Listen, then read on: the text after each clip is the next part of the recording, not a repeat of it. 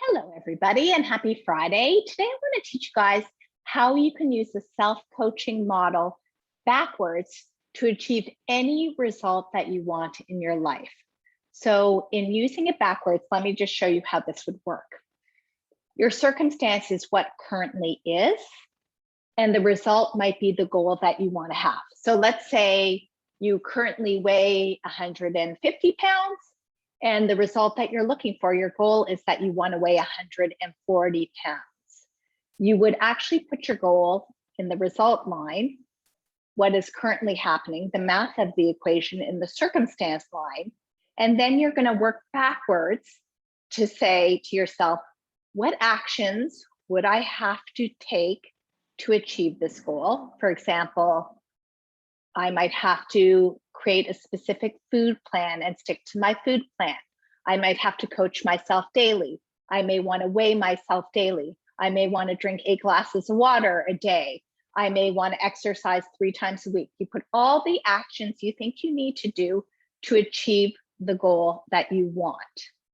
And here's where the magic happens. Okay, we all know what we need to do to achieve a certain goal. But then I want you to ask yourself, how would I need to feel to keep taking these actions every single day?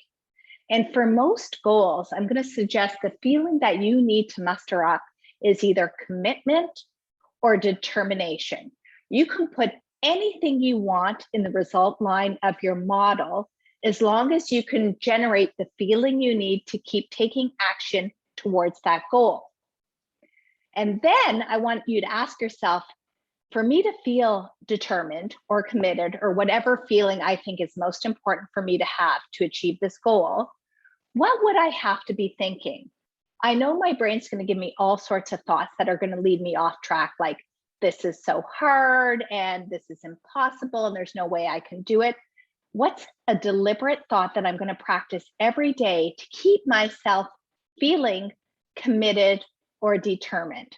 So I'm going to take you through one of the possibilities.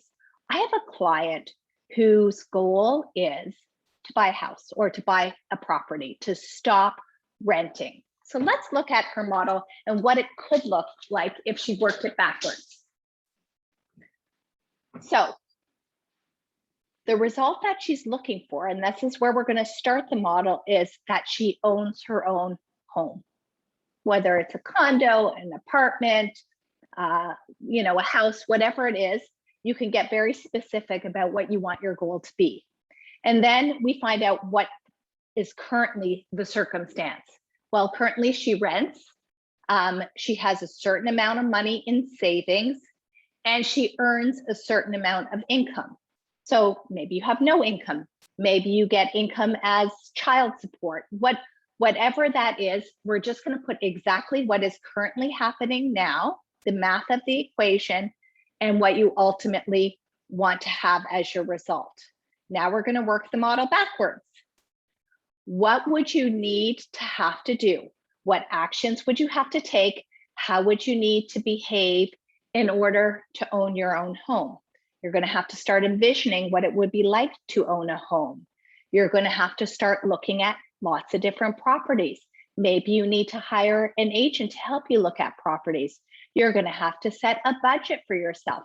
You're going to have to assess how much you have for a down payment, how much you can afford to pay monthly, who can give you a mortgage, how could I get a mortgage? Maybe you need to find alternative sources of lenders if you don't qualify for a mortgage. Maybe you can ask a family member.